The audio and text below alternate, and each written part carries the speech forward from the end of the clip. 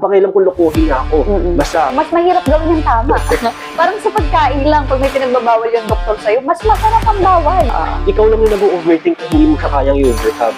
Ina-amplify mo kasi yung emotion mo more than the resolution.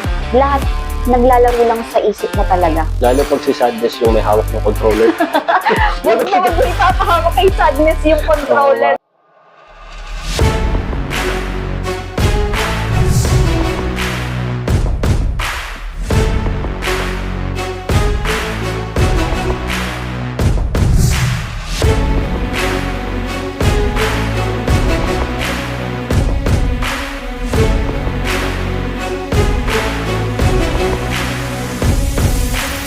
Ito naman, yung sa version ko naman, yung sa ano ko, sa current self ko naman.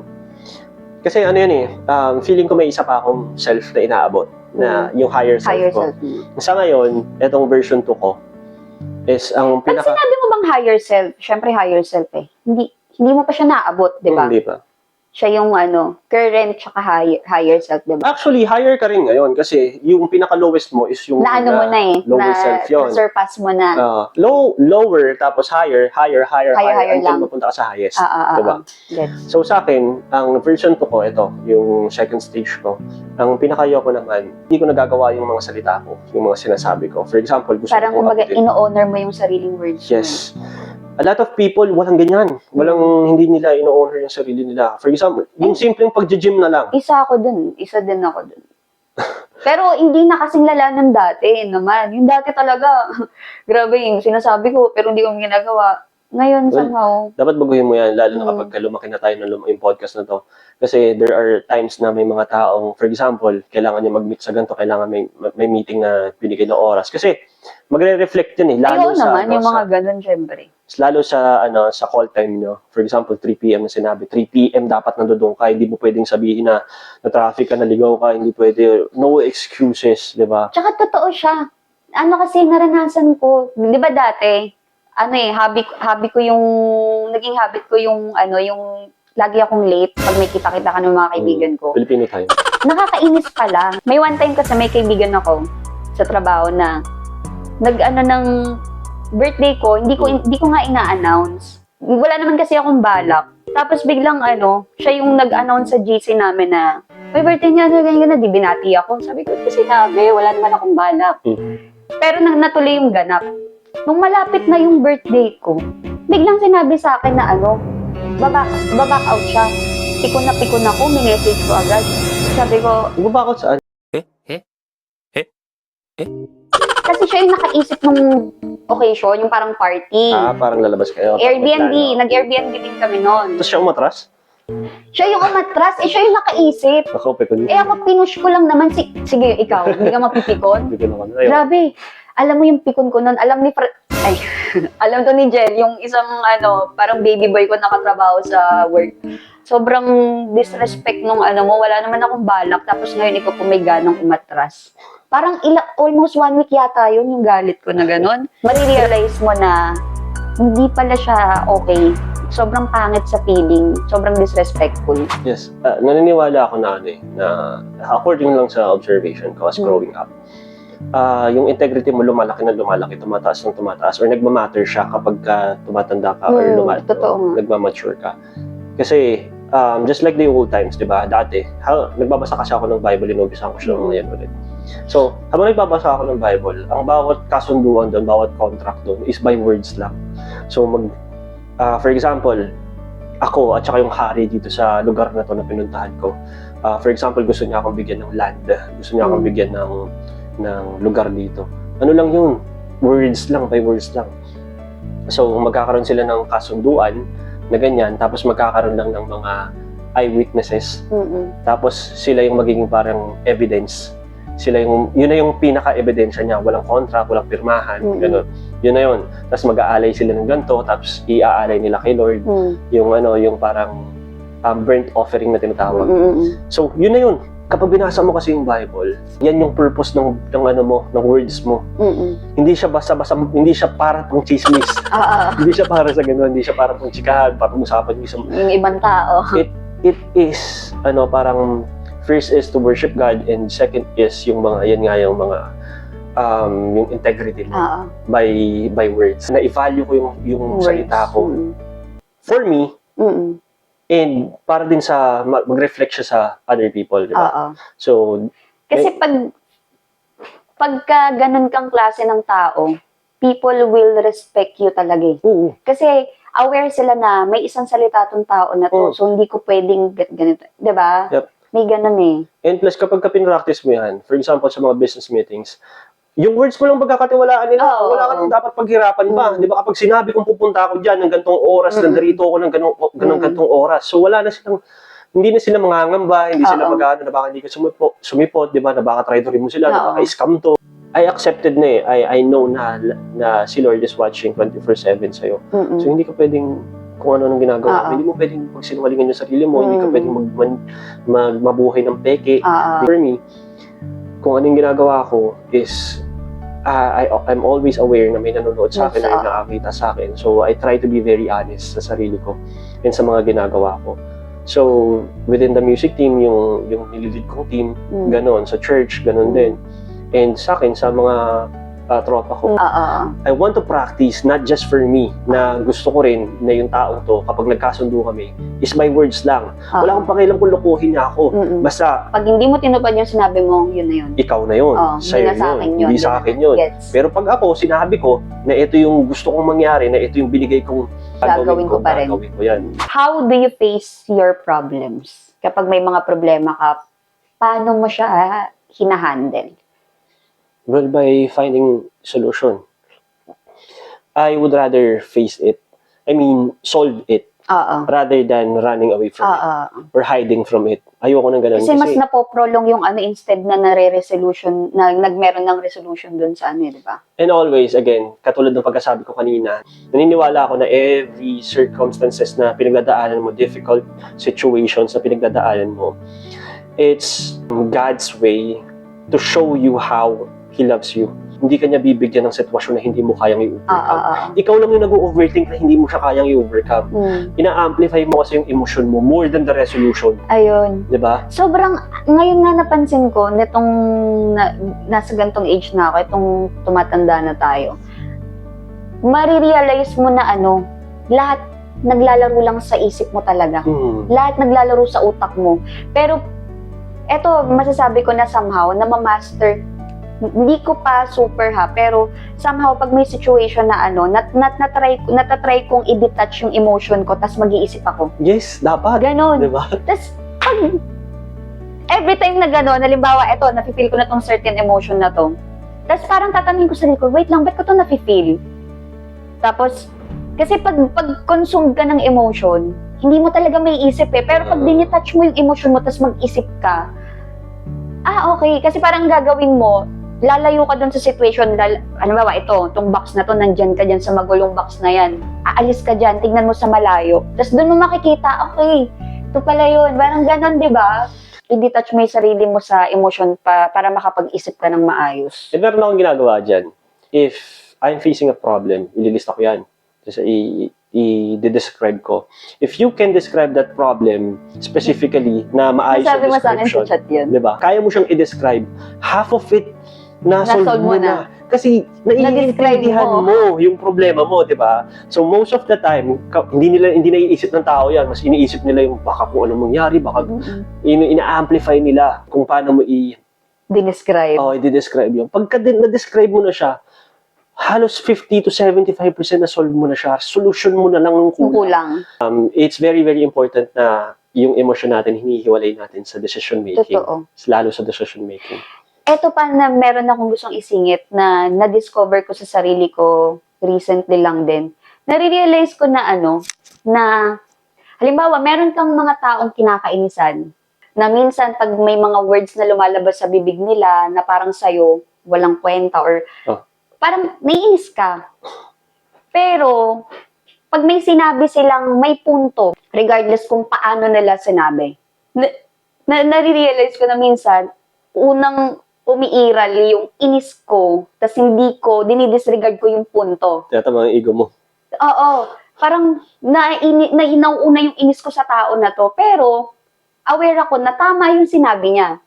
Yun yung nasabi ko, totoo talaga na naniniwala ako, agree ako na sobrang at tayong mga babae, emotionally wired talaga tayo. Kaysa ang mga lalaki kasi mas logical talaga sila mag-isip eh. Mas logical sila even sa relationship. Tayong mga babae na-amplify lahat ng emosyon natin. So, yun yung na-discover ko sa sarili ko na kaya since aware na ako, mas nakakapag-isip na ako ng maayos ngayon. Unlike dati na pag inis ako sa tao na to, wala akong pakialam kahit anong sabihin mo kasi ikaw yan eh. Diba? Serious ka. Toyo nga sabi nila. Diba? Ganon. Pero ngayon, sabi ko, shucks, ganun pala yun. Kailangan mo lang talagang i-detach yung sarili mo sa emosyon. Kulit. Ano pa? Basta.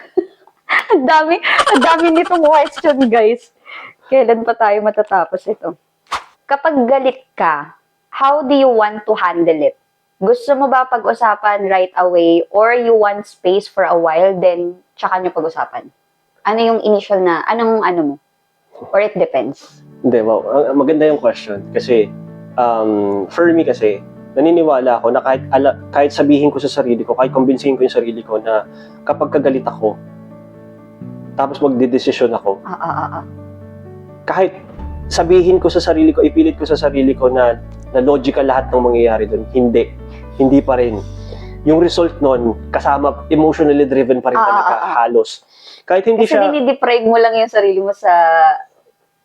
Basta nagigets ka. Parang niloloko mo yung sarili mo na kaya ko to kahit na nakakaramdam ka ng galit. Kahit, for example, nakakaramdam ka ng 50% galit, tas 50% logical thinking, is may ka naman, may malinaw pa yung isip mo. Pero 50% pa rin yun. Malaki pa rin siya. Versus mo yun sa kalmado ka. Diba? Versus mo. Tapos, makikita mo yung quality ng decision making mo. So, ako, para sa akin, kahit na feeling ko na kaya kong makipag-usap, I don't. Hindi muna. I'll distance yourself muna. Kasi andun pa rin yung awareness na, aware ka na 50% yung galit mo eh. So, may possibility na ano man yung lumabas sa bibig mo, ayun nga, driven by emotion pa rin siya. So, not until, di ba, maramdaman mo na kalmado ka na talaga. Yun ka lang, di ba? Papansin mo yun sa akin na I won't talk muna. I would go to the gym or I'll walk for a couple of minutes, ganon. Tapos, tsaka ko siya babalikan, tsaka ko siya... Feeling ko naalala ko naalala mo tayo na yung mismo araw na nag-break tayo? Di ba pa yun? Di ba nung nag-discussion na tayo, nung sinabi ko sa'yo? Kasi para sa akin din, yun nga yung sinabi mo na balikan ko lang. It's what you did, it's not you, it's what you did, it's the action. Diba? Yung mismong, kasi hindi ako naniniwala na may masamang tao eh. Maraming magsasabi nito, maraming kukontra dito, pero let me explain kung paano ko naiintindihan. Kasi naniniwala ako na kahit sinong tao, kahit criminal pa yan, kahit pumunta ka sa kulungan, kausapin mo yan ng puso sa puso, heart to heart. Makikita mo na merong something sa kanya. So, it's just the action. It's just his actions. It's just the habit. Yung habit na naging character, yun. Pero, if you're gonna really talk to him, to that someone, ng heart-to-heart, deep conversations, makikita mo there's beauty in him or in her. And mapapatunayan yan, for example, sa PBB, di ba? Big Brother. Makikita mo dyan, hindi naman wala yung mga yan, walang feelings para sa isa't isa. Pero after nung stay mo doon, may nagka-develop pa ng feelings. Kasi nga makikita mo... May friendship na nabuo, may family na ganyan. Yes, kasi nga, if you have like a serious conversation or deep conversation sa isang tao, makikita mo palagi. Constant na Even, constant or not, basta nakaabot kayo ng heart-to-heart talk, makikita mo talaga na may impact. May mabuti talaga sa kanya. So, saan ba nagmumula yung kabutihan, di ba? Moral standards natin. Saan ba binabase yun? Sa Bible. Di ba? Kay God. So, makikita mo deep inside sa mga tao, mabuti silang tao. Hindi lang nila napapractice yung gawang mabuti. Di ba? Hindi nila napapractice. Kasi mas masayang gumawa ng nang hindi mabuti. Oo, totoo. Mas mahirap gawin yung tama. Parang sa pagkain lang, pag may pinagbabawal yung doktor sa'yo, mas masarap ang bawal. Diba? May mga ganong types. Yung mga fleshy, nating mga tao, yun yung masarap. Pero yung tama, which is disiplina, yun yung masakit. Mahirap gawin. Kaya lahat yun dun sa sa mali. Yes. Diba? And going back to your question, I would recommend to people as well na if nararamdaman mo na galit ka, kahit gaano ka pa katalino, kahit gaano ka pa ka-sure sa sarili mo, I would recommend na wag mo munang pagdesisyonan yung sitwasyon or yung nangyari. Totoo. Kasi regardless of what you feel, may ambag yung emosyon dun sa decision making mo. Versus kapag ka mas clear, 100% clear yung utak mo, rational talaga yung ginawa mo sa decision making mo, it's gonna be more applicable or mas fit siya dun sa yung resolution mo dun sa situation, di ba, sa pangyayari. So sa tingin ko dapat magdesisyon.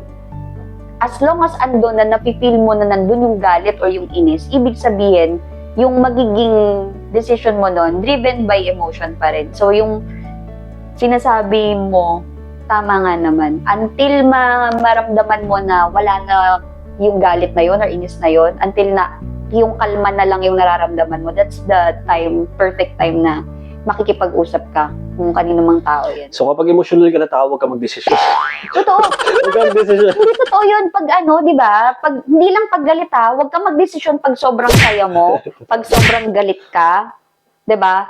Basta nasa normal state of emotion ka, yung dun ka lang that's the time na magde-decide ka, magde-decision ka. Lalo pag si sadness yung may hawak ng controller. Huwag mo ipapahawak kay sadness yung controller, tsaka kay sinisa? Sino? Anxiety. Si anxiety. Hindi, yung isa, yung Si anger. anger. Kasabog. Lalo kay anger, grabe. Diba? So, Sa dapat akin- sa normal state lang. Sa akin, may sariling room si anger sa akin. Sarili ng VIP, Oo, may VIP room. Sa kanya kasi may VIP room yung si anger Ayun. Well, for me kasi, ang anger is a very, very good drive. Para sa akin, I like feeling angry all the time. Kasi you can turn your anger or your sadness, yung dalawang yun, into positive It's an energy kasi, it's parang, para sa akin siya, for example, kapag galit ka, tingnan mo, ang peer, sa gym, let's say sa gym tayo, ang maximum weight mo is 100. Pero kapag galit ka, kaya mo 120 yan. Tapos yung mga kasama mo sa gym, who hurt you? Totoo yun. Sino nanakit sa'yo? Totoo yun. And you can weaponize that into your advantage kapag aware ka dun sa bagay na yun. Oo. For example, yung adrenaline, di ba? Kala mo pagod ka na, galing ka sa trabaho, biglang nagkasunog. Nabuhat mo yung rep. Pagod ka na nun. Kinonsider mo, nilabel mo na yung sarili mo na gusto mo na matulog, gusto mo na, If you really think about that, kapag kakaya mo siyang kontrolin, if you can control your mind, a lot of things are possible. Oo. Sobrang powerful niya. Galing. Kaya makikita mo sa akin, kunyari, kinakabahan ako, I will turn that into anger. Gusto kong inisin yung sarili ko. Diba sabi ko nga sa'yo, I'm more focused kapag kagalit ako, kapag kabadget ako. And totoo yun, nanlilisik yung mata ko, pero yung yung vision ko, nag-visualize ako habang nasagot ako. Bilis ng utak ko nun. Diba nga yung nakaraan, yung may sinasend ka sa akin, galing ka ng gym nun. Yung mga after mo sa gym. Energized ka. So, ganun. And a lot of people are not aware na may ganun silang kakayahan. Hindi lang sa akin yun, sa lahat ng tao yun. Hindi sila aware, pero oo, tama. Kasi, even ako, actually kahit hindi ako yung mga galing na sa breakup dyan, ewan ko hindi siguro lahat, pero ako, nung nag-break tayo, binigyan ko lang yung sarili ko ng ng konting amount ng time na magmukmok. Pero after nun, sabi ko, kailangan ko na mag-work, ma-distract, ganito, ganyan. Ayun. Ang bilis, nakapasok ako agad. Unang interview sa akin, pasok agad. Di ba? Parang na-turn mo yung pain kesa magbukmo ka dyan na ngaw ka lang. And, totoo. And eto pa isa, ang lahat ng tao kasi, I mean, eto na normalize sa mundo na kapag nalulungkot ka, you go to therapy, di ba, na pag-usapan yung problema mo. Alam mo, kapag ikaw pinag-usapan mo yung problema lalo mo, di ba, malulungkot ka. Lalo kang, Versus go. Parang mas na-amplify pa siya. Yes, and naniniwala rin ako na this was intentionally made ng mundo to parang consider sadness, to amplify sadness na para siya magiging disease, nagiging nga siya, di ba, depression, Nagkakaroon anxiety. ng... Which is, ano lang naman talaga siya, it's just a wave of emotion, di ba? Mm-mm. Na mawawala yan. Don't get us wrong, guys, ha. Kumbaga, ang inaano lang namin, tawag dito, nasa atin talaga. Nasa atin lang. Nasa atin lang kung paano natin ma-handle yung emosyon natin ng Sabi niya, don't get us wrong. Sa akin, get me wrong. Wala akong pakialam. Depression, para sa akin, it's not real. The depression as a disease, na parang, oo. Yung- feeling depressed is Oo, is pero true. yung gagawin siyang diagnosis, Oo, parang madidiagnose ka ng na parang, bigla bumagsak sa langit, yung sakit, depressed ka na agad. Hindi. I am depressed, I am sad, I cannot go to the gym. No, you don't go to the gym, that's why you're depressed, di ba? Baliktad. Baliktad siya. If you just go to the gym, if you just work out, if you just run, you take action instead of just lying on your bed, di ba, on your couch, na iniisip mo pa ulit-ulit yung nangyari. unconsciously, ang ginagawa mo, binibaby mo yung nararamdaman mo. But if you're, tinotolerate mo yung nararamdaman mo. Tolerate mo si sadness eh. Oo, wag mo tinotolerate si sadness. Naniniwala din ako doon na may napanood ako online, si Tony yata yun. Basta sa interview din siya, sabi niya, ang ginagawa niya daw, halimbawa, pag mentally chaotic na, 'di ba? Pag chaotic na yung mind niya, ang gagawin niya, physically, kailangan niya maging mas grounded. Parang kailangan, halimbawa, nakakaramdam siya ng sadness ngayon or basta maguli utak niya. Ang gagawin niya, lilipat siya ng ibang setting. Punta siya ng park. Kesa, nandun ka lang sa isang sulok doon ng kwarto mo, 'di ba? Pero try mo aksyonan into something na makakatulong din sa'yo. Yun nga, sabi nga nila na kung di mo tutulungan yung sarili mo, hindi ka makakaalis dyan. Parang pag sinasabi mo lang paulit-ulit na, ang lungkot ko. Okay lang malungkot, bigyan mo ng time, pero hindi sinabi na gawin mong 1 week nandyan ka lang, 'di ba? Do something na, something healthy para sumunod yung mind mo. Ganon. Yeah, and the reason for that is because our mind is very, very powerful. The power of belief is true. Diba? Ang power of belief, nagmamanifest. Nagmamanifest, oo. And hindi natin na-realize na yung sadness, yung iniisip natin na paulit-ulit yung trauma na yan, pag paulit-ulit yung iniisip yan, it will manifest. And that, I think that is depression na sinasabi nila. Oo, yun na But siya. I don't allow that kasi sa sarili ko kasi naniniwala ako na emotions are fleeting. Di ba? Nawawala yan. Mamaya-maya mawawala yan. Wala namang emotion na stable lang, araw. di ba? Isang buong araw. Oo. Ang emotion, ganyan yan. Walang flat na di ba? Meron nga eh, tignan mo. For example, malungkot ka, scroll ka sa TikTok, bigla kang tatawa. Kasi malungkot ka na naman kasi inisip mo ulit. Malungkot ka, di ba? Those are just, wag natin i-amplify. You need to control your mind kasi it's a weapon. It's a weapon that was given to us by God, di ba? If you can control your mind, you can see that it's so easy na lahat ng problema is may solusyon, na lahat ng emosyon is nawawala. And whatever happens to you, your mind will always save you if you just can control. If you just control it, And if diba? you practice din to kasi kung di mo pina-practice, hindi mo talaga siya ma-achieve. Unti-unti, 'di ba? Ako hindi ko naman sinasabing sobrang kaya ko nang kontrolin, pero somehow yun nga yung kinukwento ko kanina na nakakaya ko na somehow na i-detach yung emosyon ko para makapag-isip ako ng mas maayos. Yun, hindi ko nga akalain na madidiscover ko yun na kaya ko palang gawin yun, di ba? So, naniniwala ko na na lahat tayo kaya natin kung iaalaw at kung mag-effort lang din tayo na labanan yung kung ano mang emosyon na nagsistay sa atin. Ganun. Totoo. Ganun. Yes. Ano tayo pagkita? Mahaba pa ito eh. Mahaba pa kasi. Totoo, yes. Next. May gusto pa ako sabihin kasi mahaba pa. Hindi, gusto ko. Sige na, sabihin mo na. Kasi a lot of times, di ba, ang mind natin, this is the only thing that we can control.